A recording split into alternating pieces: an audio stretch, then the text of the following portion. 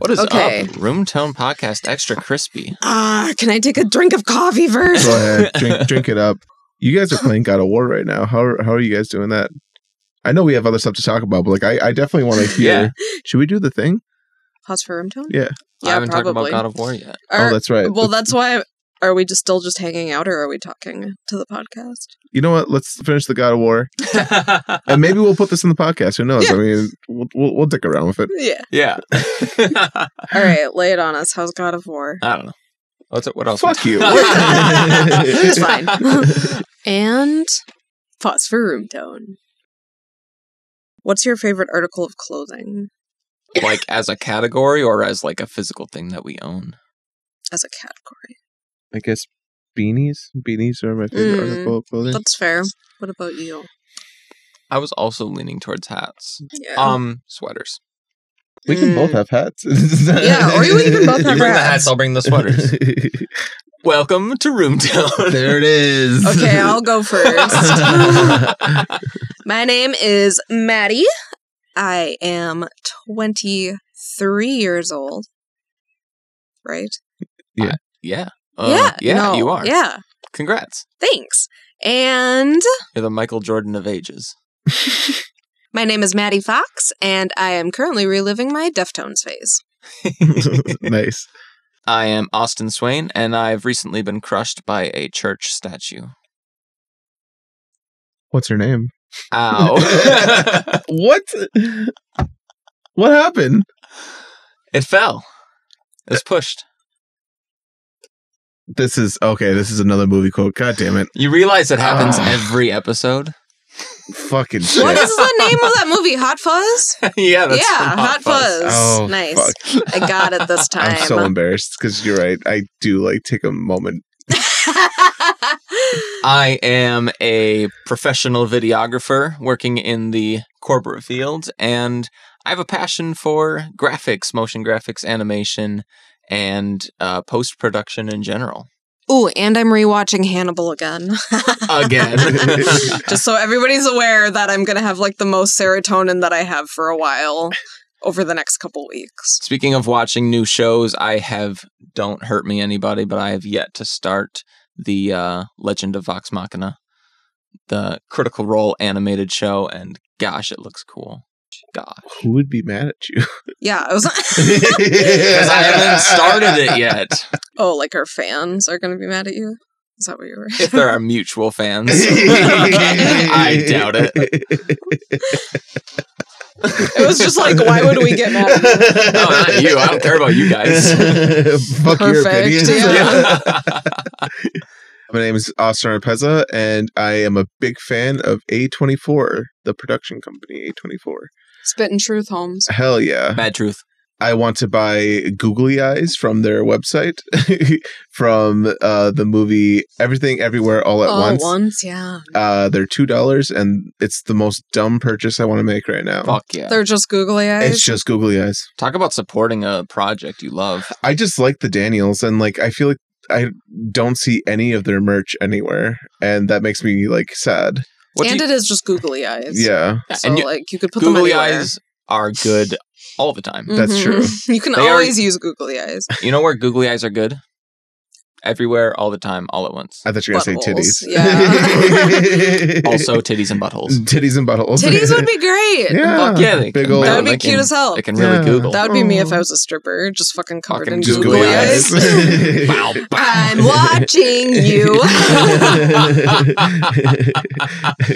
I also am very excited for us to talk about like the production of the short film, although we are we're not too far away. We're getting there. We still have some things to get through, but like that's the thing I'm really excited for. I'm really excited to start like problem solving and start like trying to come up with like how we're going to shoot this thing. Mhm. Yeah. I think that's just like that's something I've found I've been really excited for in general in like the production stage. Yeah. Is the shooting. Like Hell I yeah. Like once a we good know time. the scenes, like figuring out where the lighting's going to be and what Mhm. kind of a camera rig or Right. lenses we're going to need. Yeah. I'm pumped. Lenses. We're gonna have to get real chummy with the Really into them. with the gear. What am I looking at? Austin sent us a TikTok Oh yeah, yesterday. TikTok. Is this a fleshlight? Yeah. Uh-huh.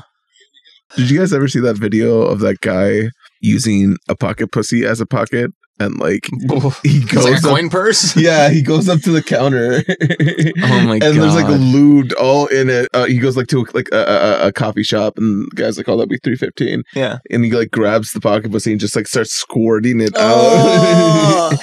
Fuck, no. He's like doing like a review, and he's like, "Yeah, it's not really an efficient pocket, but like it'll get the job But done." it is a pussy. I'd love if he was Yikes. recording the review like while he's in the coffee shop. He did. No. Oh, while he's in the coffee shop. Oh no. Yeah, like he's like looking to camera Yeah. while he's just spraying lube across this guy's counter. He's like, not really a great pocket. It's not really efficient. But okay. But I can tell you it makes a great pussy. Isn't that right, buddy? It looks exactly like my pussy. If someone gave you a pocket pussy and they said, "Hey," like one of your Associates. one of your associates, one of your friends who has a vagina came up to you and said, "Hey," One of your colleagues. one of your colleagues came up to you and said, "Hey, I got a mold of my vagina and I made it into a pocket pussy. Here you go. Do what you want with it." That's I'd be upset. You'd be that's fair. What a strange like. How do you get a mold of a vagina? By I don't the know way? how it's Yeah, done, but it vagina happens. is like an internal thing. It happens. It's a thing. I know, but how? I don't know. We should research. It's probably. Listen, my computer can't afford that research. Yeah, I'm on so many lists. Yeah. Yeah, it's true. But I mean, for real, you would have to put Like silicone. like Plaster. right, but it would have to be like hard and soft at the same time to get like an etching or to get like a Well, it goes mold on of soft and then it hardens and then you. Are you guys talking about a dick right now? 'Cause No, I'm that's what it talking sounds about like. how they make realistic pocket pussies. You probably just get the mold of the outside and then they have a generic inside. Because I can't imagine a woman just filling herself with plaster. That's what I was and then wondering. pulling it out. Like a plunger. That That's why I sounds- was confused. I'm like, they just pour like Just fill her up. just pour stuff in there. I mean, gosh, Just hook her up to a fucking concrete mixer. it's like Steve-O and his butt chugging. Yeah. Oh yeah. Oh my Yeah. god, I can't believe that he just like stands there and like pulls his butt cheeks apart and just like shits fucking liquid everywhere. I was proud of him. We watched Jackass over the weekend. Mm. Maddie had never seen Jackass before. We've unlocked a new form of comedy. Yeah. We're gonna have to start the True. script from the ground up. Slapstick. We have. We really went into that. It definitely is. slapstick. It's like slapstick of the reality TV. Yeah. Yeah, true. It was funny. I was talking to Kelsey about Jackass, and she was like, "Oh yeah, like what do you think of the guys?" And I was like, "Oh, I like totally get Johnny Knoxville now." And she was like, "Oh yeah, Welcome to hell. yeah." She was like, "Yeah." I'm like, "Oh, so like that's just the thing." That's great. Johnny Knoxville just makes all the bitches wet, I guess. Which makes sense. So like you are like hard for Willem Dafoe, right? Ask her a question again. Mr. Oropeza. Are you or are you not? Do you or do you not get hard from Willem Dafoe? Take your time. Here's the Answer thing. carefully. Yeah. Because like Tread yes. Because like obviously rest yes. my Because case. yeah, it's incredible actor. Okay. I am very amazed at like what he's still willing to do at his age. He's like Danny DeVito, and that like when I Not found out hot. like he did like majority of his stunts in No Way Home, I'm like, Oh Really, dude? really? Yeah. That's Wow. pretty cool. And he is like an old man. Yeah, he's Yeah. old. loved him in The Lighthouse. Yeah. Why did you spill your beans? Yeah, he's fucking insane. Yeah. Like he's just Yeah. a crazy guy. But you have said in previous conversations that you find Willem Dafoe attractive. He is a very sexy man. See, I don't buy that. Wow, very sexy. Very man. sexy. Three words I would let not me- use. let me Not pull back. use, yeah. Yeah, let me pull back sexy. I think he's a very handsome man.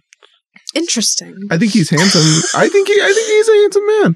He's definitely a little freaky looking, Yeah. but Sure. but in his own way, He is very handsome.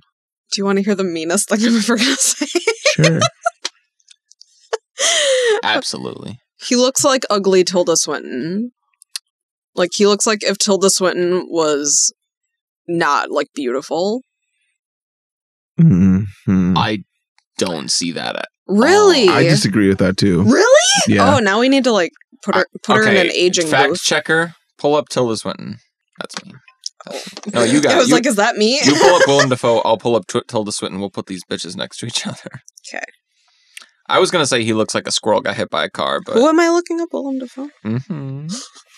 Oh my god. No, he is not hot at all. I think he's handsome in his own right. I don't think he's handsome in his Okay, own maybe right. he does kind of look like Tilda Swinton. Yeah, get the fuck off my back, bro. He kind of does.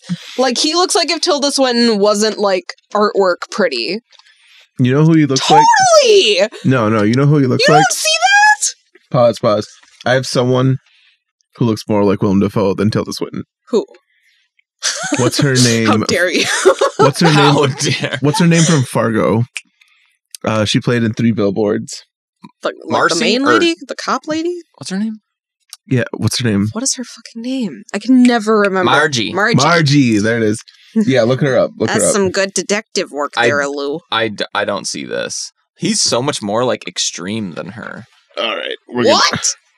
Like, she's, like, got very, like, soft alien features where he's, like... He's got, like, hard alien features. Yeah, he's got hard alien features. That's true. That's what I mean, though. I think if she was, like, an ugly older man, she would be Willem Dafoe. That's all I'm saying. Maybe this is her evolved form. Yeah, exactly. Like, I think that in some universe, if Tilda Swinton was a man and she was 20 years older, she would look like Willem Dafoe. What's the baby? What's the first evolved form, then? If Tilda Swinton is the middle and Willem Dafoe's the final. Shit. Frances McDormand is the person I'm thinking of. So put them Willem Dafoe the last. I feel like I don't know anyone young enough. Oh, gosh, maybe. Let me see. Totes. We've got the gradient. Totes my goats, Okay, yeah. tell the gradient. So, baby... That would be so fun, to make a gradient of people's faces. We just did it. Yeah. Did you have fun? I had fun. I had, but like to actually like spend time doing it, not just go, oh. So first evolution, Tilda Swinton. Yep. Second evolution, Frances McDormand. Frances McDormand. Final evolution, Willem Dafoe. the growth. So, What? so Maddie, you were telling me about you watching Life Aquatic. Yes, I started Life Aquatic Mhm. because I had been very excited to watch it because I assumed oceany, because I thought that it was going to be really pretty, like a lot of his movies. And I felt like it was far more story-driven Mhm. than cinematography-driven. That's fair. And I like Wes Anderson movies more to just like watch them and experience how good they feel and listen less to like what's going on in the story and more just like, On like a visual level. yeah, totally just absorbing the visuals of it. So Yeah, I felt that it was too much of that. that's fair. I think Life Aquatic was kind of his jumping off point for composition symmetry. A lot of his like early work really played around with like rule of thirds, just placing everything really neatly, really finely in the camera. But yeah, I think like Life Aquatic's when he started doing like symmetrical stuff. That's fair. I'm very surprised that you said that you don't think it's pretty. Like when they cut the ship in half. See, that Like, was that was cool. gorgeous, yeah. But that's like 30 minutes in. That's fair, but I think it's very pretty. I like it, their color tone, the red, the aquas, the teals. I think they bounce really well. I think it's really fun. Yeah. But like, if you don't like it, that's I have fine. a difference of opinion. Yeah. Yeah, I thought it was boring for him. that's fair. I mean, like, for how much we suck Wes Anderson's dick about his shots, like, it didn't. I feel like the first half hour didn't do that well. Yeah, I'm a weird like lover of Wes Anderson. I remember that was actually what made me want to start collecting movies. Was his movies. His movies really helped me like discover my love for cinema. If I'm going to sound douche. Touche.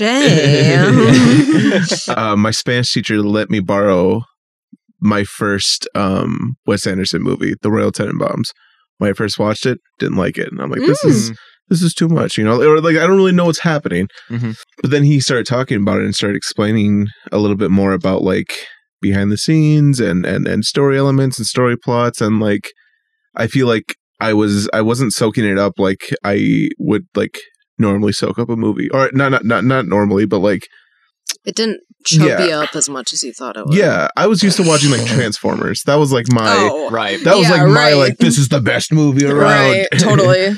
They hit different. Yeah. Wes Anderson movies, they hit different. Yeah. And like they do have like a level of sophisticated kind of like douchebag cinema qualityness to it. It's like fine art cinema. Yeah, because like every time that I've brought up a Wes Anderson movie like at a family gathering, everyone in my family who's said that they have seen that movie is like, yeah, I remember it being really weird. And it's like, that's like all they know about it. Yeah, that's fair. I mean, I get it. That's like, what it's about, right? Yep. They're fun. Yeah, I've grown to love them, and now I am a fanatic about it. Fuck yeah. Yeah. What were we watching the other day that I was like, they don't need to put this much work into this? Was it Hannibal? We were watching Hannibal. That's the only thing I can think of. Hannibal. We were watching Hannibal the other day, and I was just like, they had no reason to make the shots this good. Like, they didn't. Like, most of the people watching NBC in 2015 probably weren't like, oh my god, that Rembrandt light. Right. Like, oh my god, look at that incredible slow-mo, or like that, But they fucking did it! But they do fucking did it! They made that shit amazing, and they just fucking did it, and I'm so thankful. I feel like that's something to strive for. Like, we don't have to do it. Yeah, you don't do it for the audience. Right, but look how cool. Yeah. And beyond that, too, it's like, you're telling a story through the subconscious. Mm-hmm. It's like, this person is in shadow, and you've affected the lighting that way because they're in this dark spot, like state of mind. Mm-hmm. And even if the audience doesn't know that, it registers. I think I have a good question for you guys that would be a good segue from talking about movies to what we're doing. Cool. We pre-record our episodes. We released a few of them now, and this is the first time we're recording since it's released. Yeah, since it's released. And I've had a few questions come my way by a lot of different people. I really want to be clear. We are all still learning here. Yeah. We do not have all the answers. Yeah, if you notice our new setup, it's because we're still learning how to set up. Yeah. Yeah, and thanks for sticking around. We really appreciate it. Of y'all who are listening. Yeah, it's been a fun trip so far, and we got brightness on the horizon. Yeah. What are your questions? So one of the questions that really stuck out from Abby Cherney. Shout out to Abby Cherney. Shout out to Abby Cherney. She asked, do you think it really helps to watch and discuss short films leading up to making yours? She said does that help? Mm-hmm. Or she's never found that truthful. From a personal standpoint, I feel like it's already helping. Mm-hmm. To draw an analogy, I recently started trying to teach myself how to draw and kind of got into illustrating and sketching and things like that, and even just graphic design in general. And every artist looks at references when they draw and when they design something, and even just from a mood board standpoint, here are some logos that I think do well and kind of capture a similar thing that I want to go for. I'm going to use that as inspiration. And so to have something that you're looking at and comparing to and saying, here's what they do well, that's what I want to do well, how do they do it, how can I? And I think that is something that has been so far really helpful, is here's what short films are doing that kind of mimic what we want to do, what works, what doesn't, what can we do, and what can we change. For sure. I agree. I kind of will play devil's advocate on that. Because I feel like, you always have some influence. Mm-hmm. I told you to think about elephants, so now you're thinking about elephants. I told you not to think about elephants. I'm still thinking about elephants. So now you're thinking about elephants. And, watching anything always puts a thought in your head, and that will, always be there. So I almost wish that I had, never watched a dinner scene, you know? Just because it would be very interesting to see what, just pure untouched like creativity you could Mhm. have or like Mhm. could come up with based on never seeing an example. Mhm. That being said, though, I think that it helps. Mhm. But I think that's also because I'm unoriginal. I see. I agree with you. Like on that, I personally feel like I explain things poorly, which is kind of funny that we decided to do a podcast because of that. I feel like if I can reference a scene or reference something I've seen in like media or content to portray like my vision of something, it helps me communicate with with Yeah. everyone on set. Definitely. I feel like I can't tell you like how many times you and I have shot for KYC, and I'm like, something kind of like this, Mhm. like just trying to express what's going on in my noggin. Yeah. And yeah, to have that reference point of like, I want to do something similar to this shot, Mhm. but here's how it's different. Mhm. It's like you get that kind of jumping off point and then you work towards. But yeah, I mean, I agree too of like that temptation to like just create from the void and see what happens Yeah. is tempting, but it's like, I feel like things end up so much better when you kind of like use those building blocks that are Yeah. available to you. Have a reference point. Yeah. Yeah. Yeah, it's more of a like thought experiment about like creating something with no outside influence. That would be really interesting.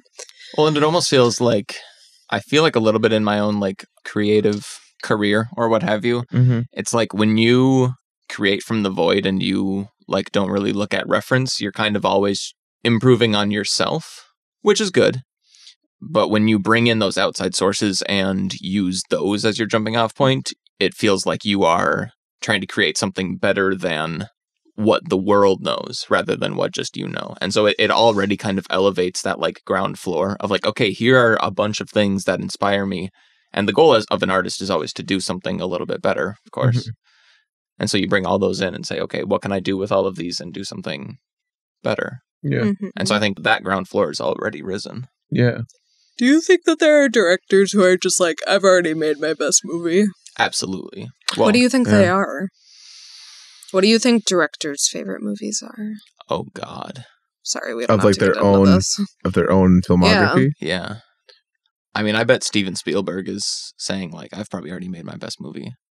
Yeah. Because, That's I mean, fair. it's tough, too, because, like, people at the end, I He don't want is to say, like old. I don't want to say that Steven Spielberg is at the end of his career, but He's definitely reaching the tail end rather than in the middle. and I feel like he was in his heyday in, like, the 90s. 70s. Yeah. Oh. I guess I don't even know when. I was going to say, like, E.T. was, like, probably late 80s. Yeah. Yeah. I actually don't even know. Fact checker. It is late 80s, I believe. Let me ouch. And that would actually. I'm going to say 89. You're gonna say let's take a guess. Oh, wait, did Spielberg do Odyssey? Space Odyssey? No, that was Stanley Kubrick. Oh, yeah, that was cute. Cut that out. June 11th, 1982. Oh, So okay. early 80s. Wow. Oh, Yeah, okay. my first thought was 83, actually, and then Really? you said 90, and I thought that it sounded too old. Yeah. So That's interesting. crazy because there's a young Drew Barrymore in Mhm. E.T. Mhm. Yeah. Gosh. She's been killing Yeah, it she's forever. little. Mhm. I bet Stanley Kubrick's favorite movie that he's made is Clockwork Orange. You think so? I bet he's most proud of Clockwork Orange. I was thinking I can see 2001 A Space Odyssey. I haven't seen that. It's- Sadly, I it- do want to see it just because it looks fucking bonkers. I personally don't like it. I don't like a lot of Kubrick's films. Yeah, I was gonna say you don't. Yeah, I'm not. I like A Clockwork Orange. I now like The Shining. I didn't for a while. yeah. Mm. I think The Shining is great. I think Yeah. A Clockwork Orange has its own type of greatness. Mhm. I think that Clockwork Orange and American Psycho are very similar in their unhingedness that I can see like a lot of people not enjoying, but like Mm. has its merit, and I think it's cool just because it's so fucked up. I feel like, and I think this is similar to Christopher Nolan, but in a lesser extent, I feel like Stanley Kubrick makes confusing films because he's known For making confusing films. Yeah. Mhm. and like maybe I'm not smart enough to get it. Sure, I'll say I'm not like the brightest bulb around, but like every time I watch one of his films, I'm like, Yeah. yeah, and like hearing the fans like go like in tiny detail, or talking about like all the tiny details he puts throughout his films. In my mind, I'm wondering, like, okay, how much is actually like intentional and how much is like, oh, hey, that just worked out. But how is that different than Wes Anderson? I think it's different. Gosh, that's a good point. That's a fair point. Good question. Oh, I think it's like there's a low. I don't know. Maybe that's very fair.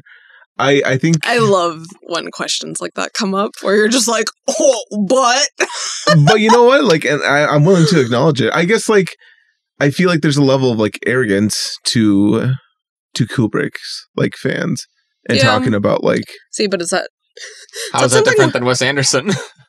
I don't know. I guess I don't meet many Wes Anderson fans. Well, see, but describing someone by their fans is unfair. Mm-hmm. Yeah, I suppose. I don't know. It's an unfair critique of their directing abilities. That's very fair. Yeah. We can think about it, but it is an interesting question because, we always are like, oh my God, Wes Anderson just puts like everything in his shots and the whole story is all over the place and you just find little pieces of it. But like, again, like there's like that whole being confusing just to be confusing because you're known for that. I feel like Christopher Nolan also did that with Tenet. No idea what the fuck happened. Like, what? I think you just need to watch it again. I watched it 3 times. Oh. You should be able to know what's going on in a movie. I still don't understand. I feel like a lot of it. Me and Jake Jake knows what's going on. See, here's the thing. There are moments where I'm like, I understand what's happening. Mm-hmm. I get it. This makes sense. And then they'll break their own rule and make it completely confusing again. It's just like Danish. Like if there are any Danish listeners, hit a girl up because I have some serious questions about your adjectives. Yeah, I don't remember any specifics, but I do know for sure that there are questions in Tenet that I cannot answer. Yeah. Yeah. I mean, I kind of almost feel like those are plot holes. Yes.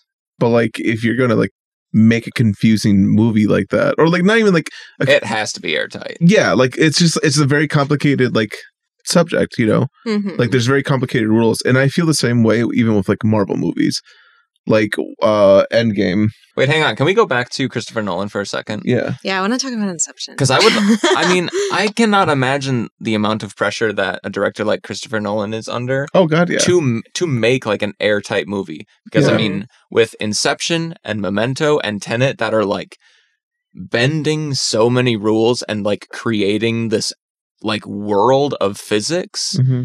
Like, you have to do everything right because people are sitting there and tearing apart every single detail. And that's fair. Maybe that's unfair pressure I'm putting on the director. No, I'm putting it... I mean, if you make a movie like that, it kind of has to be. Yeah. Like, it has to be... If you set up an entire world of rules, you have to follow those rules. It's like if Lord of the Rings had, like, one cell phone in it. Yeah. It doesn't make sense. Why it's are you in there? one sentence out of, like, the thousands of pages in the books, but you're like... But why is that cell phone there? Why? So it's like, you can have this totally immersive world, but then every detail needs to be immersive. To follow the rules. Yeah. And maybe which I mean, like, is fucking hard. Wasn't this book made in 1939? How did he know? Yeah, exactly. But, like, that's what I mean. Like, it can be such a crazy, like, plot hole. Yeah. And you can just be like, why was that not addressed? And it completely, like, takes you out of it. And again, like circling back to... Avengers Endgame. Yes, sorry. When they said that, like, you can't go back in time to affect the present, like, it doesn't work like that. It becomes an alternate, like, timeline. But yet, like, Captain America goes back in time, and he's in, like, the current timeline. He shouldn't be there. Like, it doesn't make sense. He ages into the current timeline. Yeah. He breaks his own they break their own goddamn rule, and now I'm confused. Well, time travel is just so fucking messy anyways. I agree. I mean, time travel, I'm over time travel. I'm sorry, everyone, because I know everybody wants to, like, fucking jizz all over time travel, but it's like... Can we stop? It's like zombies. Yeah. Can we stop talking about time travel? Like, it doesn't work that way. It's not, like, it's never going to be that easy. It's never going to be something that's, like, totally renovated that, like, works super well. And it's just, like, it's always going to be a time travel thing. Yeah. That's, like, how I felt about Tenet, too. Mm-hmm. Like, they're kind of just going back in time, but, like, But, like, with more rules. Yeah. Yeah. It's becoming, like, a full loop for, like, no reason. Right. Yeah, same with zombies. It's like, I don't fucking care about your fucking zombies ever. They have nothing new to bring to me. I wonder if, like, Doctor Who fans are more done with time travel, like, in current pop culture. From what I, like, understand, as someone who's not, like, a big Doctor Who fan, I think the rule is just don't think about it. Yeah. It is, but, like, they make... I feel like but that's an unfair ask. I feel like... I don't know. I feel like there's a lot of content out there where they're like, just don't think about it and sit back, have a good time. You have questions? Don't worry about it. Yeah, don't even ask them. If you have questions, don't. Questions are for stupid people. And you don't want to look like a stupid person. Right, You exactly. don't want to look like a bitch, do you? I'm the doctor. I could be wrong. Maybe they do explain a lot, and I am just stupid. I haven't watched Doctor Who in so long. I haven't either, but I always felt like they made their like time travel rules just very consumable. Mm-hmm. Yeah. Like they're like, you know what? It works. It's very simple. We just do this and it's done. It's like, oh, yeah, sure. Okay. Yeah. Yeah, that's why I'm getting fed up with Marvel movies. I feel like I shouldn't need to know quantum physics to like understand what's happening. That's fair. I just want to watch big guy hit stuff. Yeah. Big guy. Look at him throw a big rock. Yeah. Look at Rock go. What kind of sports do you guys like? None. If you had to choose one sport to watch for the rest of your life, To what would it be? watch. Basketball. Okay. And that's just because of Uncut Gems. I feel like maybe soccer. Soccer. Soccer is pretty fun to watch. I actually like soccer and basketball. I think Yeah. it would be between those. Gymnastics. Oh, and yeah. Does gymnastics count as a sport? It's a sport, so Yeah. I would say yes. Okay. Well, shit. Are you gonna die on that hill sway? Yeah, are we fighting about gymnastics right now? Gymnastics is a sport. I guess when I said sport, I just meant like something you would like watch on ESPN. Sure. Like, yeah, not something that's I think you too can watch- niche to only show up in the Olympics. You can watch You gymnastics. can watch college gymnastics when it's in season, for sure. But I will say, like, if anyone's ever like, yo, I gotta get home, I'm gonna watch college gymnastics. I'd probably follow along. Fucking nerd. Yeah, I'd be like, oh, okay, so you're a serial killer. I Cool. should, That's fair. for background, I did 10 years of competitive gymnastics, so I guess I'm Oh, a so little you're bit a serial biased. killer. Yeah, exactly. Did you watch Willem Dafoe's Monologue? No. Coming full circle. He talked, I just saw a clip of it today, and he was talking about, who was it? He was like, why'd you spill your beans? No, but... Wrong movie, Willem. Oh, Yeah. sorry.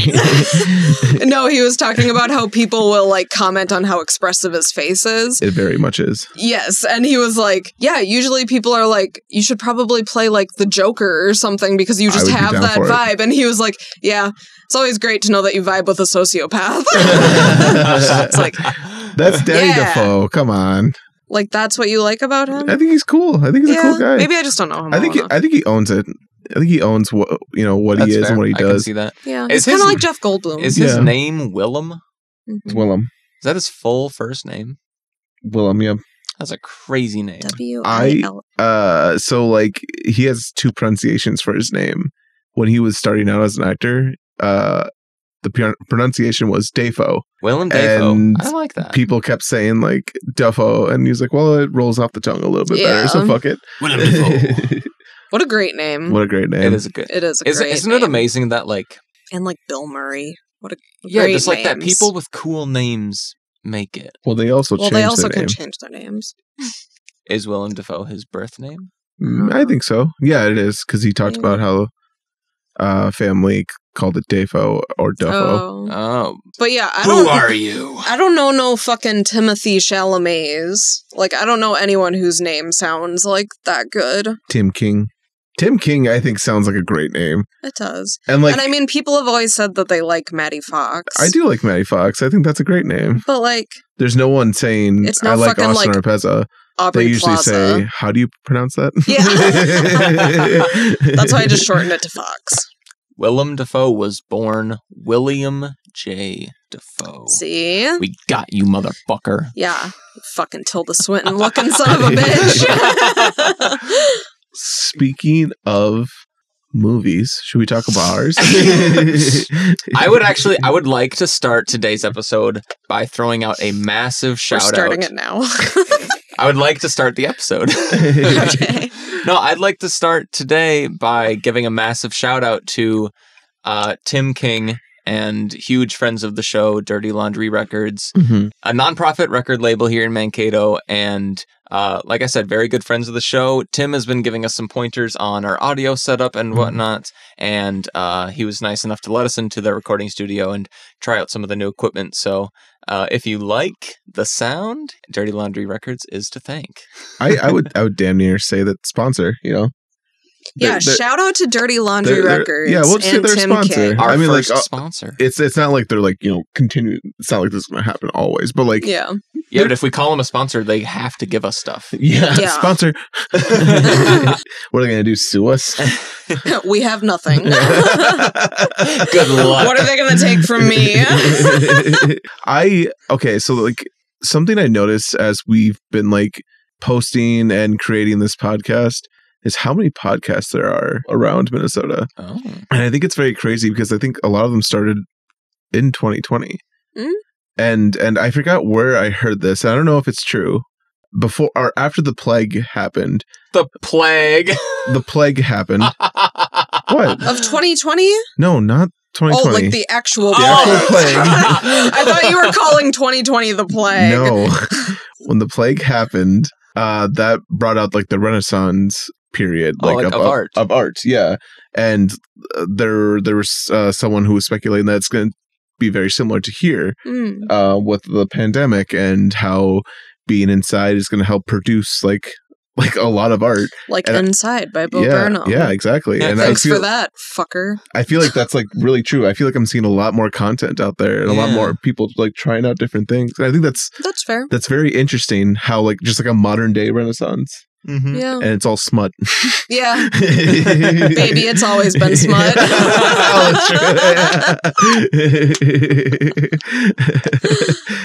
Promo. Can I have a personal title from each of you about any type of person? What? A personal title about any type of person? Yeah, just like give me a person. Like dog walker. Oh, yeah. Babysitter. Teacher. Flamingo trainer. Skate shop owner. Ooh. President. Okay, just needed one. Dirty little sluts. Just needed one. Mortician. Okay, continue. A slutty mortician. Oh, that's a fun vibe. There we go. All the makeup. We got there. All the makeup they like put on the dead body is just like super. Oh my god! Like glittery. Yeah, hell yeah. He looks like a stripper. Yeah, but like a really good stripper. Yeah, like he looks great like though. High end. Imagine if there was a like spray on abs. Oh my god! No, what if a funeral home? Yeah. Or there's a funeral home where like every cadaver that came through like came out like a drag queen. I was just thinking about how cool a drag queen funeral would be. Fuck yeah. Are you kidding me? Yeah. Mm-hmm. I want to go to the drag queen mortician. I should become a sexy mortician. There you go. Fuck yeah. That'd be awesome. I could totally dig around in bodies, I think. I think I could. I think you could. When you said dig around in bodies, I'm just imagining you like playing in them. Just wiggling around. Like a kid going into like a pool and like smacking the water. Yeah. That'd be her first day. Yeah. And then they'd have to rein that shit in. Maddie, this isn't cool. Yeah. The Joneses are right over there. They're watching. Grandpa? Was there actual room tone stuff we wanted to talk about today that we want to like? Yeah. So yeah, we should probably get out of the way. Yeah. Well, I feel like we also wanted this to be a really fun episode. So That's true. I've been trying to keep it. You have been. It has been. It's been a lot of fun. For sure. What if today we've had some time to stew over kind of how these characters are going to like interact and some of the things that are happening with these characters. I'm really curious to hear your ideas, because I have a few that I've been wanting to bring up to you guys. In terms of scenes And like just like funny things about interactions, funny things about the characters, just like different ideas I've had. Like I can give an example. Okay. I've kind of set in my mind that the older brother's name is Donnie. So we talk about Donnie a lot. We do. So so I'm just going to refer to him as Donnie. We can change it later. I think it'd be really funny if not only is his wife like trying to kill him, I think it'd be really funny if like he unknowingly is a patsy for like a Ponzi scheme at work. Like she wants him for like the insurance. She needs to kill him for insurance money. It's not even her. It's like the people he works for. He's just like talking about this new job, talking it up, talking about like, yeah, you know, I'm making great money now. All I have to do is just sign these papers and not ask questions, and they just give me a shit ton of money. I get my own office. Or So just a completely unrelated storyline. It's not. It's more of like the character. And I'm not saying we have to like hit on it. I'm not saying we have to like investigate it. It's more so just like, yeah, like I'm doing this cool thing, and like we can bring attention to it. Like the middle child like has to like point it out to him. Like, dude. I think you're in a pyramid scheme, bro. Yeah, I think you're in a pyramid scheme. Or like, I think you're a patsy. Like, I think if they go down, you're going to go down real hard. I like that. This is backstory, folks. Yeah, just like something fun. And he's like, whatever. I think it really shows like the type of character I think Donnie is. Yeah. It's just like this like big old idiot who's trying to do really well. Yeah, he's got a fucking good heart. Yeah, trying to prove himself, but he's really dumb. Just dumb as fuck. Like this already makes me connect so much to Donnie. Like already I'm like, man, he's just trying. See, I think Donnie is totally like Joey. Like heart of gold, but just like dumb and ditzy. Also, and just like, kind of a douchebag. Like douchebag. Right, I think, like douchebag, but not mean. Yeah, a lovable douchebag. Yeah. Like a douchebag. Like an oaf almost. Yeah, like a himbo. We're back to the himbo. Welcome to the himbo. Donnie is definitely a himbo. Yeah. I think it would be really fun to play with the idea that he had a kid early on, like 18. So that would explain why he's not really much of like a grown up. Because he kind of like stunted his growth. See, I think of him as being a grown up, though. I think. Oh no, he is a grown up, but like but like I think of him acting more like a grown up, than more like a child. Like I don't expect him to be like ditzy. I don't. I think it's like in my mind. I think it's like the combination of the two, where like. He's trying. I guess ditzy is like the better word that I'm putting towards, because like he's definitely putting full effort to it. And, you know, he's like, this is how grown-ups act, and it's like not really like true to himself. He's really trying to like prove himself to everyone around him that like he can take on this big, you know, macho father figure who can do it all, but like in reality is just he's not hopeless. But he's just naive. Yeah, he's just naive. Yeah. He's like, and maybe. I think Golden Retriever, Dog Boy, Himbo. Interesting. Yeah. Like, I at first I imagined this character to be like a mega douche, but I think, one, we have to have our characters likable.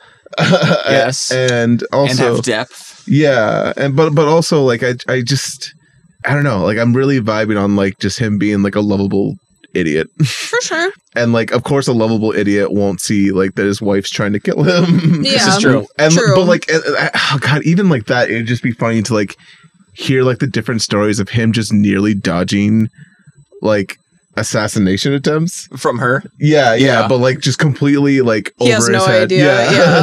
Yeah. Like she's made attempts. Yeah, for sure clear. She has. Like the whole family is like. Yeah, she's trying to kill you. And that would be so funny to play with. Like the family is just like, I don't care. I've told you so many times. I don't know what you don't understand. I don't think we should do that. I think that it should be that like the wife keeps joking like, oh, somebody could just kill you right now. And the whole family's like, why does she keep saying that? So you're thinking more of like hints like Dennis. Like Dennis doesn't actually murder somebody. Right, but it really feels like he's gonna. Yeah. I can see that. That would probably make more sense in terms of... Especially if we have, like, the stoner brother being like, dude, I think you're in a Ponzi scheme. So, okay. Like, I don't want the family to know everything about each other. It's not necessarily like they knew that already for like the Ponzi scheme thing. He could be talking about it. Yeah. Like, I think like that's where like we bring in like he's like super excited because he feels like he is like the leader of the pack now. And like in reality, he's the pawniest pawn that's ever pawned. Yeah. You know, he feels like the king. He's really just a pawn. For sure. Yeah, I think, and even just a little, I mean, and I don't think this supersedes, like, a lot of the stuff that we've already kind of decided for this older brother. Like, he can still, like, come in with, like, that love for the family of, like, yeah, you know, we're getting the gang back together. Come on in, gang. We'll get a nice family picture over here by the, oh, there they go. But, I mean, and even if we don't, like, dive into his naivete, like, I think that we should kind of know, like, what everyone does for a living and kind of how that, like, works for them. Yeah. Because we want to know who these people are. Do you want to hear the worst thing I'm ever... Well, actually, you both are probably going to love it, and actually, I love it, so... Let us go. I think that we should make, like, D&D character sheets for our characters. I'd be down for that. Not, like, as, like, D&D, actually, but, like, what would they have the highest charisma in? Little stat block. Yeah, and then, like, hobbies and, like, stuff like that, so that we have, like, a complete character profile. Backstory character sheet. We can do a little sketch. Yeah. I think we should do that. Okay. Before we, like, are done with characters. Because I want them to be, like, perfect. I want to know everything about them. So you're saying, like, do it on an episode of the podcast? Yeah, like, it could be the next episode. Oh, yeah, let's do that. Okay, yeah. That. It doesn't necessarily have to be next episode. What do we want to finish today? Just talking about scenes? Brainstorm scenes. I just want to talk about your guys' idea. It's been a while since your ideas, like, since we've talked. It's been it's been a hot minute, and so like I want to see where we're all kind of where we are. For sure. Well, yeah, let's do just kind of a short talk about our. I don't know. And here's what's kind of interesting. So I guess to pull back the curtain a little bit. It's been about a month since we've recorded last, and we've been spending the last few weeks editing and preparing and launching the episodes that you've all already been listening to and are just catching up to us now. And so it actually brings back in our very first episode, and Austin showed us a interview with Taika Waititi talking about how he writes scripts and kind of his story creation process. And he goes into like writing a script and thinking about the story and then leaving it behind for like a year or two and then coming back, giving it one last refresh and then rewriting it from the ground up, like based on those memorable things that have stuck with him, like just the raw beats. And so I'm on that level, like since it has been so long since we've all kind of been together, I'm excited to like, okay, now what has stuck with us? What are we here to like bring forward? Yeah. Did you have more things? Or do we want to go in like a circle and come back around? Yeah. Or how do we want to do this for the rest of the scenes we want? I think going around a circle would be fun. Okay. Yeah. Can I share mine? Yeah. Please share. I'm really addicted to the idea of the wife who's gonna kill him. I picture her like the principal, I think. It's like the principal or like the school therapist or whatever in New Girl. The one who's like... Oh, God, yeah. Okay. All the time. She's like a little blonde, like kind of like Angela from The Office-esque, but not mean. And she's like just very like bubbly and always has like her little hands like pulled up and is making little shapes and kind of just talks like this.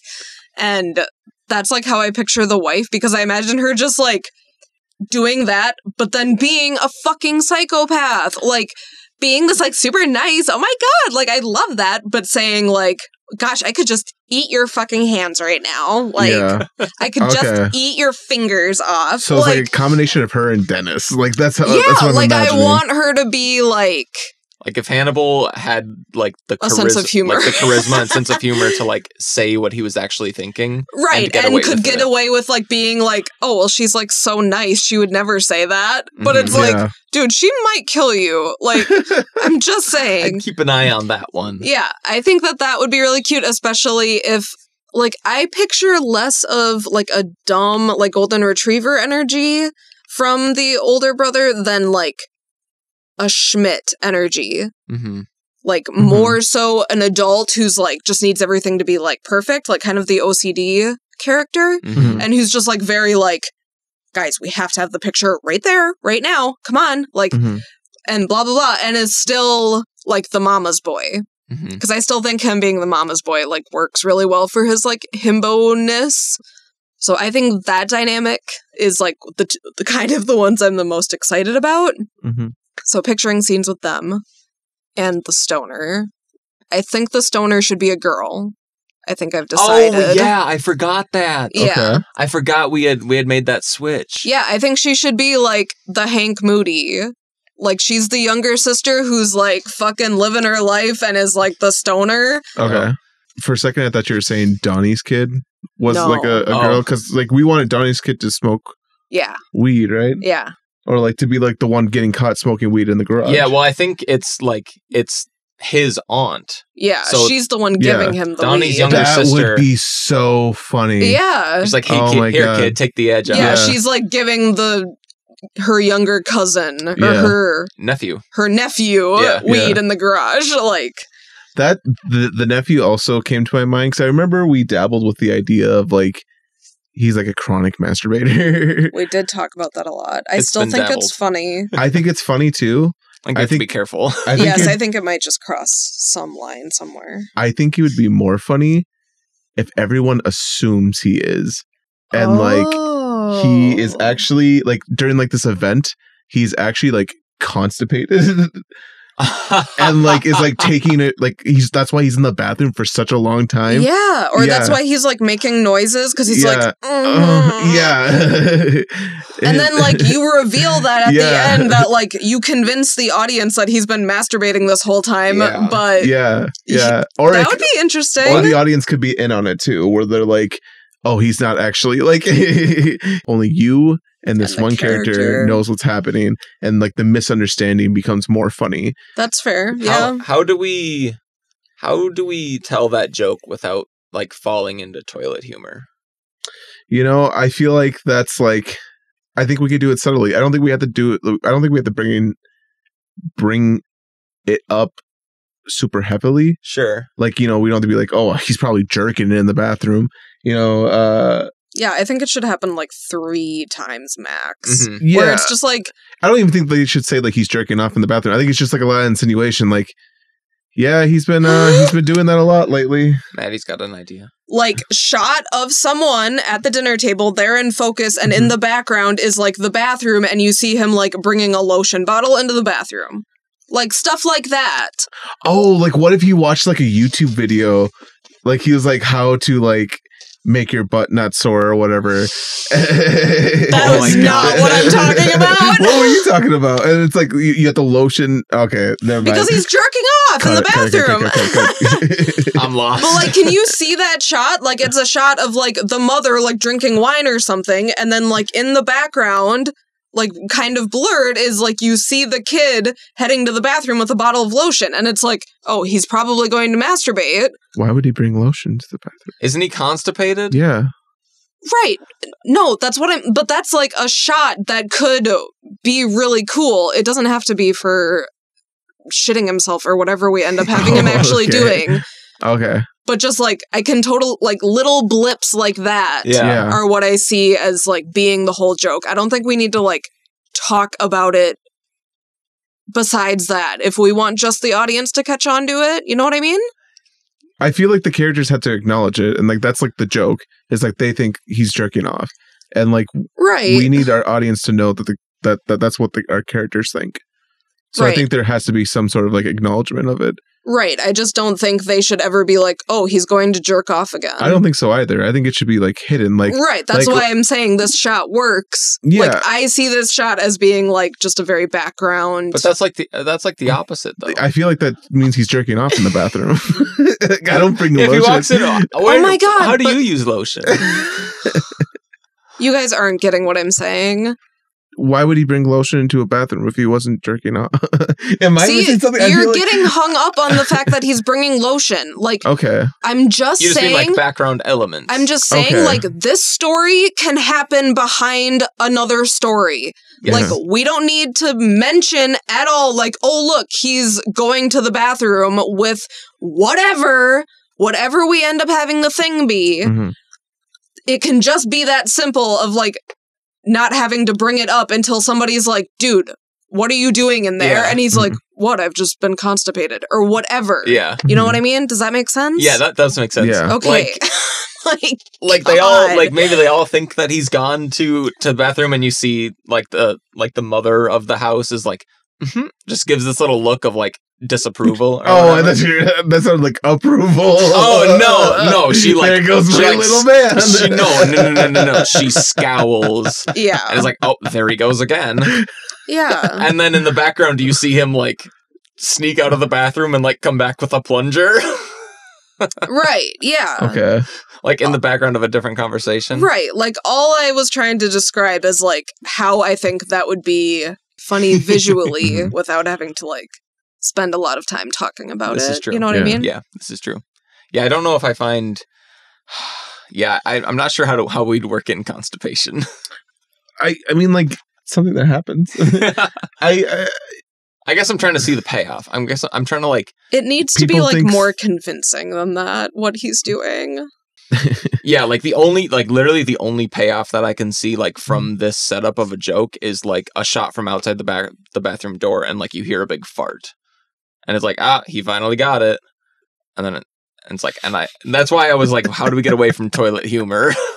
Oh, I don't think you would have to show that Yeah. if he was constipated. I don't know.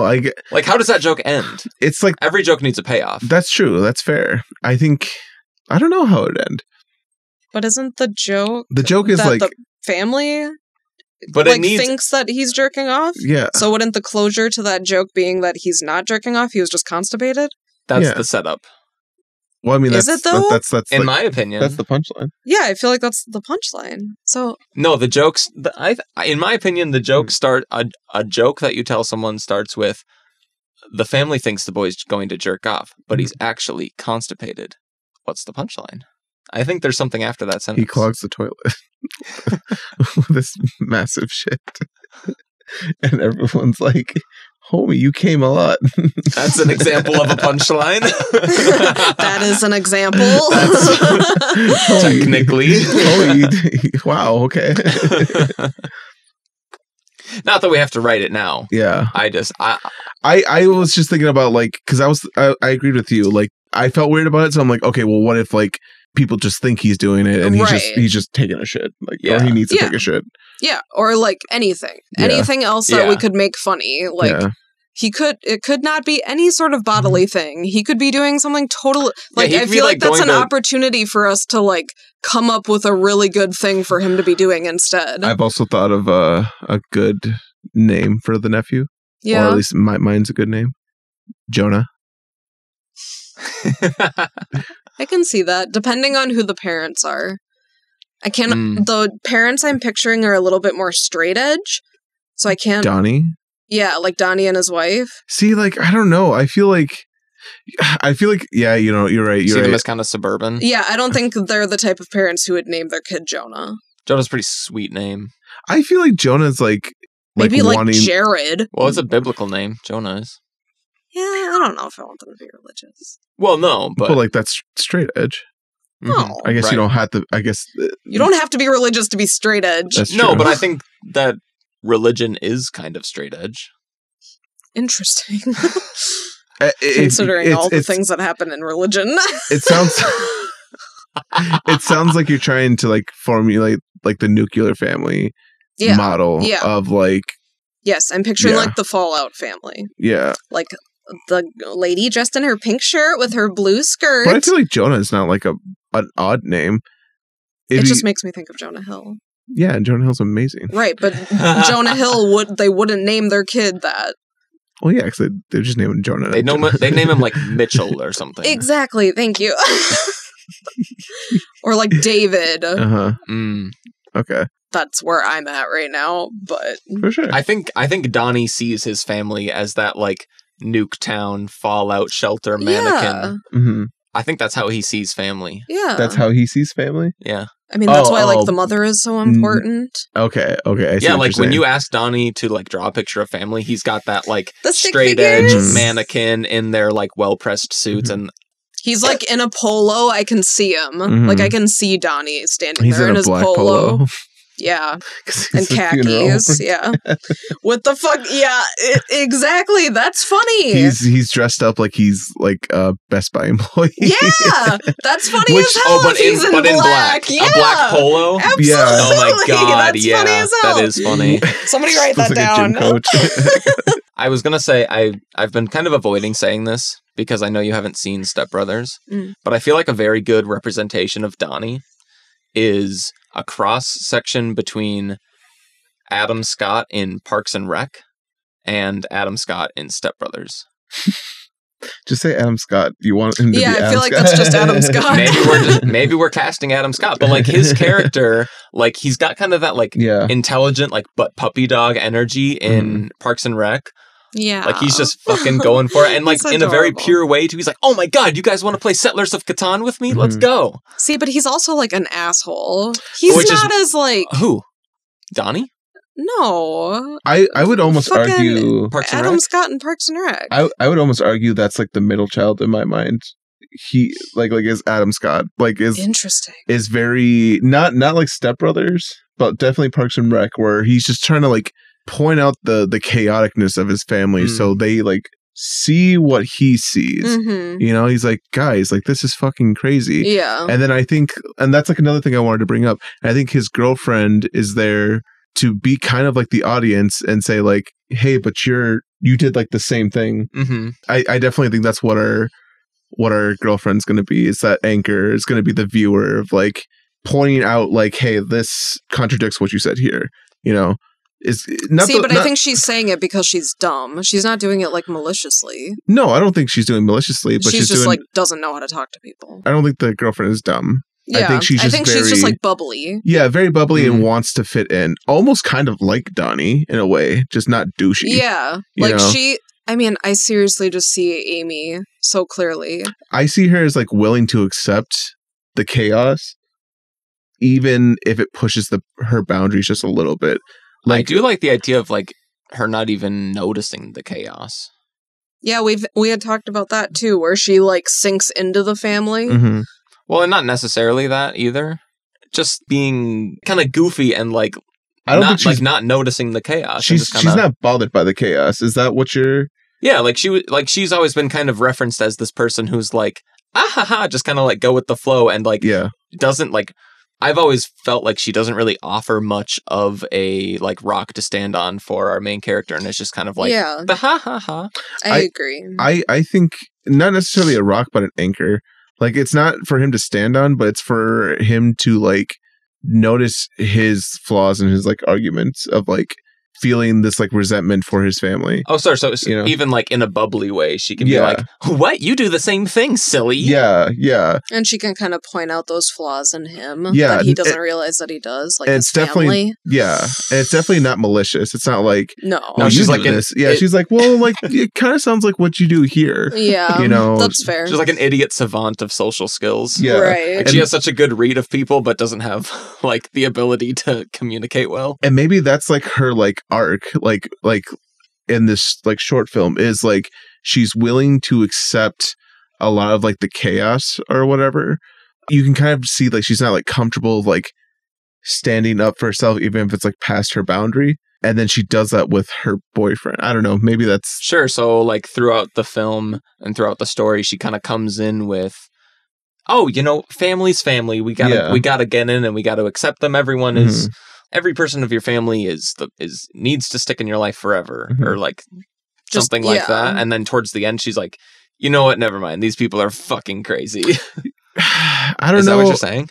I don't even know what I'm saying, to be honest with you. I guess like Yeah. Oh, we're just riffing. I just I think her being more than just like his girlfriend and like use as comedic relief is something I would personally want to strive for.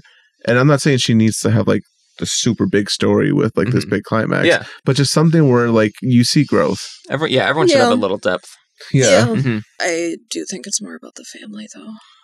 Agreed. She's just like technically part of it now. Like she's that anchor. She's the one to point out a lot of like the chaos. And I think it's really interesting to play with the idea that our main character thinks that he is.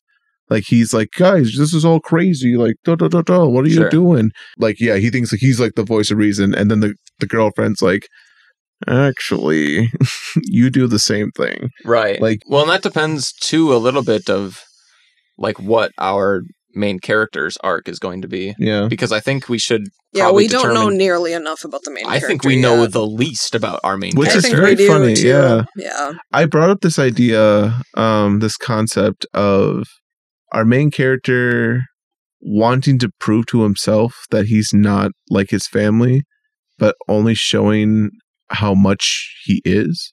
I feel like I explained that really weirdly. No, I get it. Yeah, I do too. I can see that. You think that you hate these people, but then you realize that you're exactly like them. Not necessarily like hate them, but like you really strive to not be like them. And there's like anxiety of seeing like those traits. Like, you know, say like the mom gets really like frustrated fast and like our main character like points that out, and then like you notice that like he gets mad really fast. Yeah. Like he's not patient or he's whatever. Right. Like, and then that again, like that's where like a girlfriend comes in where she's like, "Hey, buddy, like you're kind of the same." Yeah. And I guess I don't know where it would go from there. Like, what's our resolution? What's the piece that our character finds, or does he find peace? It's almost as if the story we came in to tell was a person who just doesn't fit in with their family. Mm-hmm. You know, is just completely disconnected and estranged, essentially, and just is a piece to a different puzzle. But I think maybe, and then throughout the film, we all, along with him, kind of see how much he actually does fit in as he like falls into these arguments and big conversations and spats and, you know, what have you. Yeah. Maybe we do all start to realize how much he does fit in. Yeah. Touching. Did you have something you wanted to talk about? You were next in the circle. Sorry. Oh, you're good. I don't really. Okay. You're not skipping me. Tell me about the nude scene that you want to do. After listening through these again, I still think the shot, like, starting from tits and going out to expand the whole scene is, like, a great shot.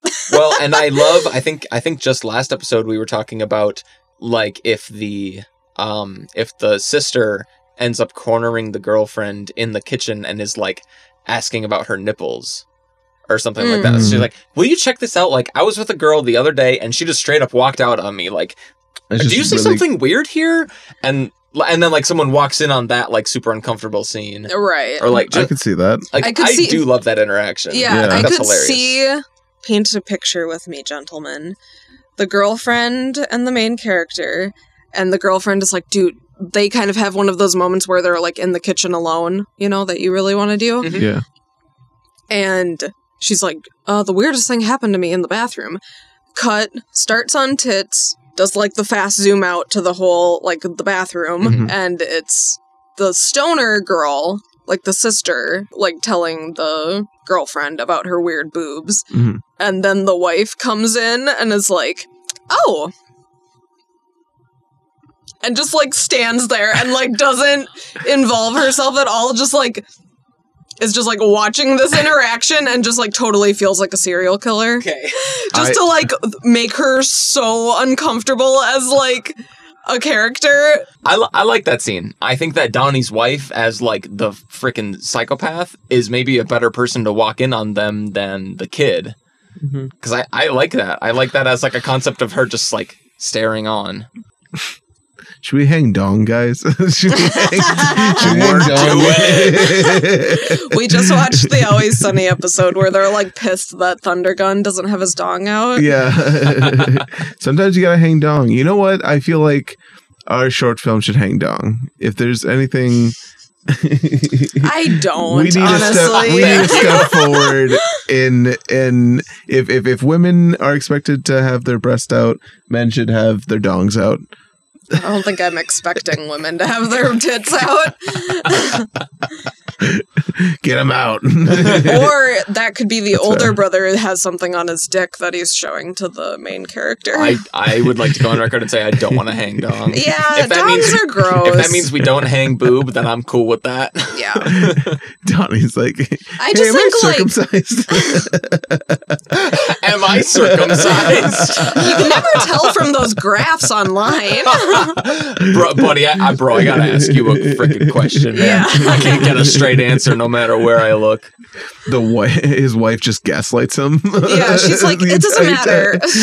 Of course you are. Wait, no, you're not circumcised. What are you talking? It doesn't matter. I love you either way. Have you guys heard this story? That this actually happened to Sir Patrick Stewart. Yeah, he didn't know. He didn't know whether he was circumcised or not. Yeah, I feel like I have heard that. God bless that man. Really quick, I want to bring this idea up on this episode because I really love it. Mm-hmm. The douche jar. Yes. The douche jar. The douche jar. And what we're planning on doing with that. Please explain. So, this is your guys' idea. One of you guys brought it up. But as we were editing our episode and we were listening to ourselves speak, we realized how douchey we sound. You can say pretentious. Pretentious. It makes us feel less bad. Yeah. Douchey. I think douchey makes me feel less bad. How pretentious, how douchey. Oh, it's a douche jar. Choose your favorite word to describe us. I'll be pedantic if I want. We basically decided that we're going to do an electronic douche jar. And anytime that we notice that somebody says something douchey, we'll add a point, and then we're going to see who the douchiest room toner was at the end of this adventure. And we are also going to allow you guys to call us out. Vote on your biggest douche. Yeah. Well, hang on. We'll say, like, in the comments, if you feel like one deserves a point, we'll discuss it. Yeah, and we'll if you hear something point-worthy, you feel free to let us know. Yeah. So yeah, the douche jar, and then also TM. We're thinking about like whoever the douchiest person is at the end of like this experience. Something happens, and we don't really know what. Mm-hmm. And so we were wondering if you guys would give us some ideas of like who. What should the douche get as punishment? Yeah. So follow us on Instagram. We're on TikTok. Yeah. Send us a message. Comment on YouTube. Yeah. Yeah. Let us know what we deserve. I do have one more scene a scene that I haven't talked about that I guess is kind of a scene. Mm-hmm. Can I get an adverb from you quick first?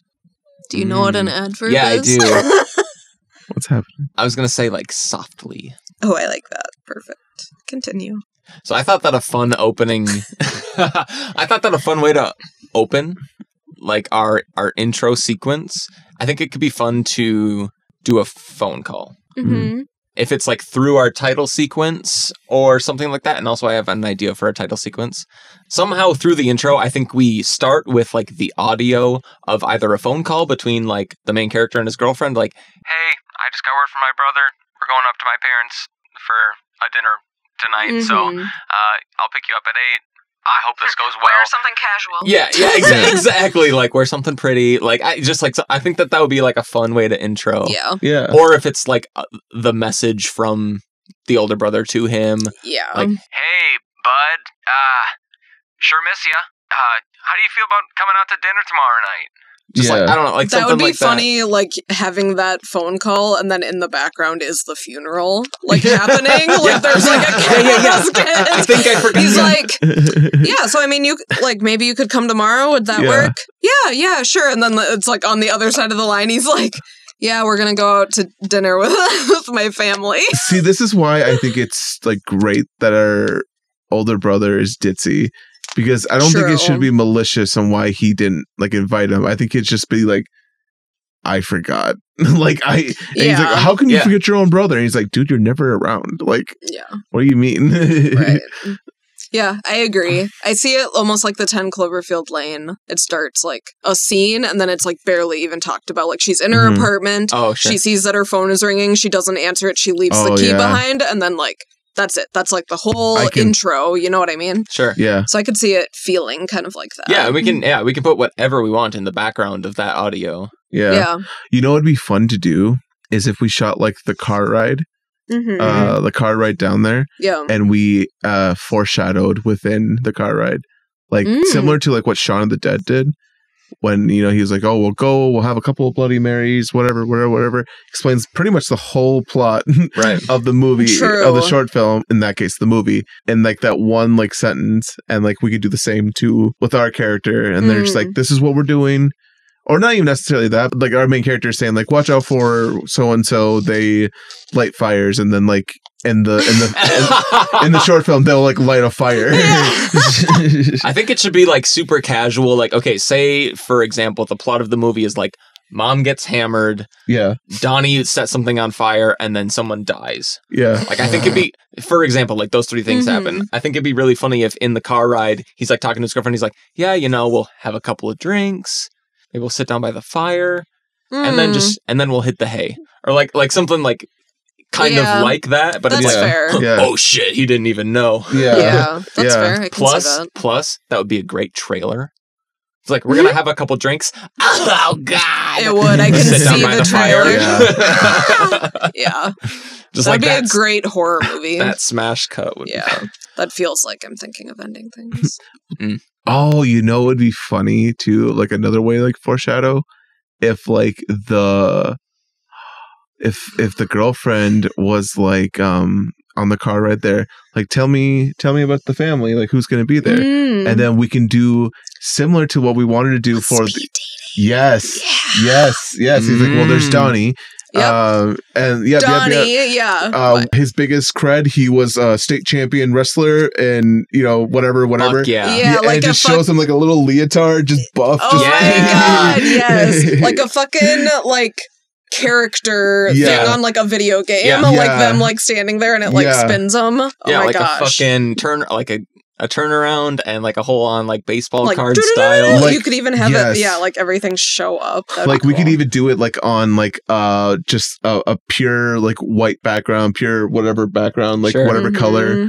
Like maybe like a color, maybe like a color that represents like who that character is in terms of like, you know, Donnie's red, very powerful. Like the Circle intro. Yeah, similar to Netflix's show. Netflix produced a reality TV show called The Circle, and like their intros for each of their characters are the characters, damn near. Yeah, are just like really artistic but simple, and but they're very loud. I also like the idea, going back to when we were talking about speed dating. I had brought up the idea of putting them on like a stage, like a musical stage with like frilly curtains, and we could like.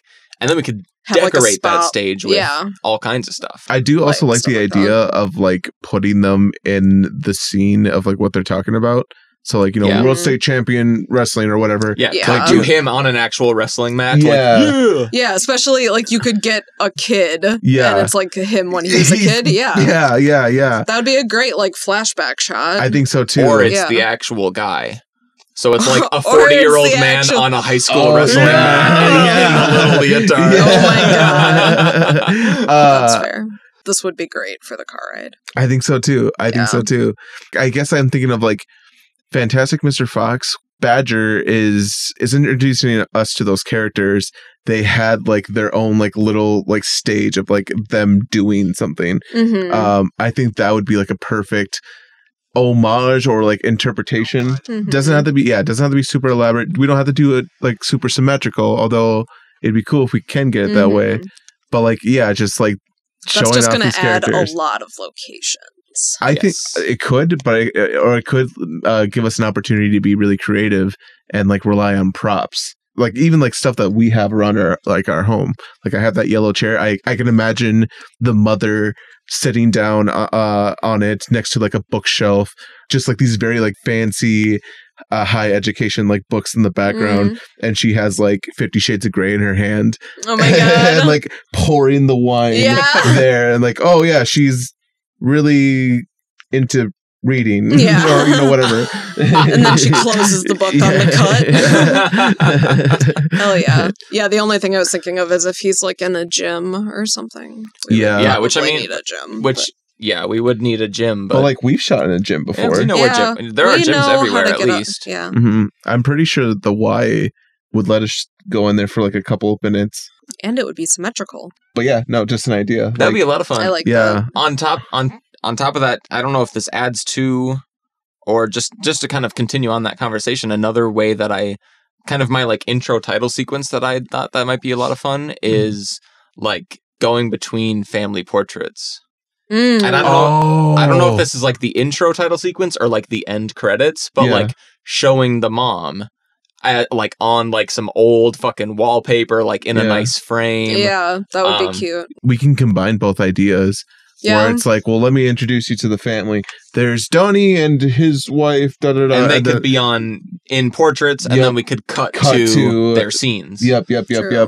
And that way we're able to like kind of group everyone. And then we can put a cool font with their name. Yeah. I think it'd be really cool to like also play with the idea of the little sister. She also like sees the chaos that like the middle brother sees. Totally. But like is accepting of it and like almost embraces it. And she doesn't give a fuck. Yeah, I think that they need to have an alliance. Yeah. I think an alliance, but like, I don't know. That I feel like it has to. If we do set up an alliance, I feel like it has to break somehow. Because I maybe alliance is a little bit of a strong word. I think that the only connection that our main character has with anyone in his family is with the younger sister. Yeah, I think there has to be conflict there though too. Because he needs to feel isolated. He needs to feel isolated from his family. Well, it doesn't have to be a strong kinship, but it's the only kinship. I agree. Sorry, I guess when I say conflict, I don't mean like they have to outright hate each other. I think there just has to be like ideologies that are different that causes just a small rift within the scene. Not like for like life, where it's like, and that's where I go with like she sees and understands like what our main character is like seeing and understand. The only difference is like she doesn't give a shit. She almost embraces it, like saying like, yeah, no, it's just like who they are. It's whatever. Yeah, it's fine. It's chill. I don't care if I am like them because I know I'm me. Yeah. Almost like she's like the ideal picture of like who he would want to be, like our main character would want to be. Mm-hmm, but she probably represents an apathy that he doesn't want in his life. Yeah, it's I agree. It's kind of like it's almost like the combination of the two, where like the middle child is literally like the mid ground of disliking and liking family. I think in terms of like the main character and 90% of the family. Yeah. The younger sister is in the middle. They just have a marginally better relationship that just makes them like more of allies than him and anyone else in the family. I agree. I agree with that 100%. Did you watch Hill House? Yes. Like the main character, what's his fucking name? Steven or something? I think they're all kind of... Gosh, it's been a while. Yeah. Well, so the main character, Nell, is his younger sister, and I feel like they have exactly the chemistry that I'm picturing, where it's just like, they still don't talk to each other when they aren't in the same house, but when they're together, they're like civil and respect each other and are just like doing their own thing. It's his baby sister. Yeah. And she looks up to him. Yeah, I think, and like the younger sister probably does look up to him for like being willing to like put up with the do his own shit too. True. So, oh yeah, very true. Like she doesn't judge him like the rest of the family does. Correct me if I'm wrong though, but do we want our main character to feel isolated? I don't think so. Okay, so what's our main character's like issue? Like what's happening with it? I feel like we don't have any idea. I don't think we do. I just don't. I just don't like. I don't have a super strong hold with that. But like, yeah, so I think that he's kind of just. So maybe we need to figure that out before we're like, these characters should be like that, because like if we don't have a set point A to point B, I feel like we're just kind of going off and we're I like the idea that we're kind of building a world and like seeing what happens in it, but I definitely agree that we need to find an anchor to tell our story from. Yes, I totally agree. I think we're just taking like the long route, and figuring out what we like want to include, and then we can fit the best character to that situation. Well, maybe we should talk about like the main character. I feel like we have like good points about everyone other than him. Like what is your guys' like ideal like main character? Like not necessarily like his traits, but like what is he dealing with? Because I feel like we can add those traits to what he's dealing with. Yeah. I don't Good know what he's question. dealing with. My idea of it was, I think our main character's issue is he doesn't want to be like his family, but it's very adamant that he is. And there's a level of being self-conscious about that and like not wanting to admit that. So it's almost kind of like he's going through like an identity crisis. He doesn't know who he is without putting the labels of his family in there. But so how does that lead into isolating him? I think it's like self-isolation, I guess. Like, see, I just don't want him to be a sad boy. Yeah, I'm trying to figure out how to make it funny again. I don't think it's necessarily like him being a sad boy. It's more so just kind of like just trying to like deny parts of you, you know, because it feels like it's either I am completely like them and I have like no self-identity, or I have my self-identity and I'm nothing like them. And like he's battling between those two like ideologies of, I think like maybe the conclusion or his like climax is, yeah, he can recognize traits that he's gained from his family, but that doesn't mean he's not his own person. And he can be someone more than what's happening in like this bubble. For sure. Yeah, I can maybe see that's that. the conclusion. And like it sounds depressing, maybe because it kind of is, but like I think like we can have funny elements within it, you know. Yeah. It's a depressing topic, but like, man, it's funny. We'll make it a traumedy. Yeah. Yeah. That's what I imagine the main character being. Yeah. Their struggle. Yeah. Yeah. I'll have to think on that more, because I almost feel like I see the conflict being like as a whole for every character, not like the main character is going through this thing, but like the whole family is going through this thing, and how it ends for them versus like him specifically. Sure. That makes him less of a main character. Yeah. Right. Which is cool. Yeah, exactly. So that's why. So similar to Arrested Development, Michael. Michael, he's like the fixer of the chaotic mess. Yeah, like I would say Michael Bluth is the main character of Arrested Development, but I wouldn't say that the story revolves around what's happening for him and what his conflict is. You know, I find that interesting because I feel like it does do that. You know, I feel like it does like show like his like needs and wants. And I remember we talked about this before a little bit, and I wanted to touch on this idea of like how Michael is like the good one, right? But like there's a lot of examples of him being the bad one, like being like although like it looks like kindness, there's selfishness behind a lot of his actions. It's true. Like expecting to be like rewarded for something, you know. He's like, oh, I'll just save the family, you know, I'll do what I can, you know, like there's definitely like an angle to it. So I agree, and I feel like we can like mix both concepts together of like, oh, I'm doing things the ethical way. It's like, well, are you though? Yeah, like you still like he still lied to his family about not having graduated. Exactly. I really think like playing with that idea would be great. Right. You know, like yeah, like you're just as much at fault at like what's happening here than. Yes. I just really think the fact that it's a funeral should definitely like mean something. Like I think that the family as a whole, like going through this event, should have a conclusion more so than like just the main character. That makes sense. I think maybe there's like that like moment of grief and playing with that idea of like everyone's grieving in very different ways, right? And it's almost like detrimental to others grieving like within the family. Yeah. And like I can see like a good like conclusion to like that would be accepting everyone's grieving process while also like just working through it. Yeah, working through it together rather than alone, maybe. Coming out of it stronger as a family than they did coming in. I also feel, I'm not going to lie to you, and this is going to be a weird point. I always feel weird talking about family because like I'm not really close with mine.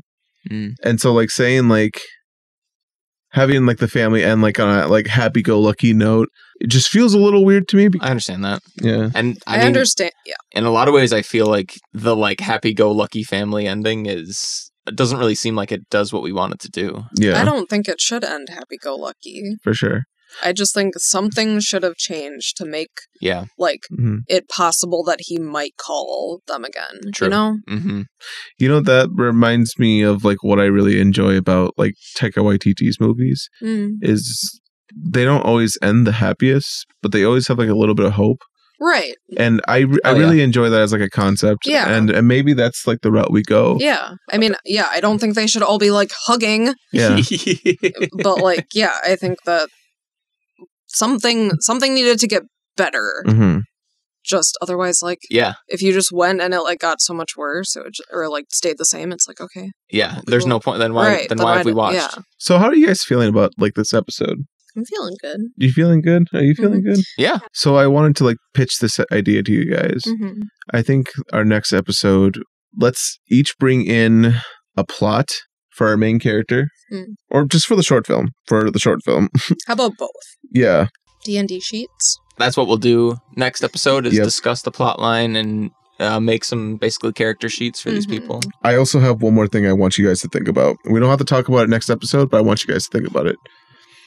Pair up who you think would be fun to do like a fun interaction with. And then maybe we can like take a step back and be like, okay, it'd be funny if like these three talked about this thing. Yeah. You know? Okay. I like that. Yeah, I like that too. Maybe it'd be better to talk about it once we have like the D&D character sheets For sure. right now. Yeah. Once we have them really. Yeah. And I think this has like been a real nice like catch up. There are like plot ideas that I completely forgot. Granted, I could just relook at the notes, but like it's always listen nice to the show. or listen to the show. Exactly. But it's always nice to like hear it, you know, like I really enjoy talking about why we thought that was cool, you know, and you always come up with better ideas when you're like rehashing it. Yeah, agreed. it's true. I'm glad that we found a way to work in speed dating feel. Yeah. Because that was like what I was most excited for about speed dating. Yeah. So that'll be fun. I think so too. Yeah, I think we're going to try to do some character sheets, get some really solid details for all of our characters. We're going to discuss some plot points and rise and fall actions. There's one thing I want to mention, and I don't know where it fits in the podcast, and if it doesn't make it in, that's okay. I really want to try to like make this viewer interactive as much as possible. And by that, like, I'm curious to hear people's like thoughts of like of what's happening. And there's one thing I've been really curious about. Do you remember the short film Interesting Ball that we've talked about on the show? Yeah, we never actually watched it as a group. We never actually watched it. I don't think Maddie's seen it. I don't think I have. I was curious to see if like any of the viewers would want to watch it and like give us their best interpretation of what they think the short film was about. Okay. Because I feel like it's just very wild. And like I showed it to someone the other day and they're like, I have no idea what is happening. And when I watched it again, I'm like, you know what? I got like another experience. Like I feel like I got another like idea of what the directors were trying to say. And it made me really excited. It made me really curious. Like, I wonder what like everyone else thinks. I will be very interested to hear what people think that short film is about because I have no fucking idea. It's called Interesting Ball. It's by the Daniels. We'll show it to you. Yeah, we'll watch it. Yeah. Yeah, link in the description officially. If we have this on the air, I want to hear what your thoughts are. Okay. Yeah. Because I think that'd be really fun. Yeah, I agree. Yeah. Well, thanks for sticking around for this episode of Room Tone. Yeah. Thanks for hanging out in our room. Yeah, we love ya. Hope we set the tone. Yeah, I hope your tone has been thoroughly moistened.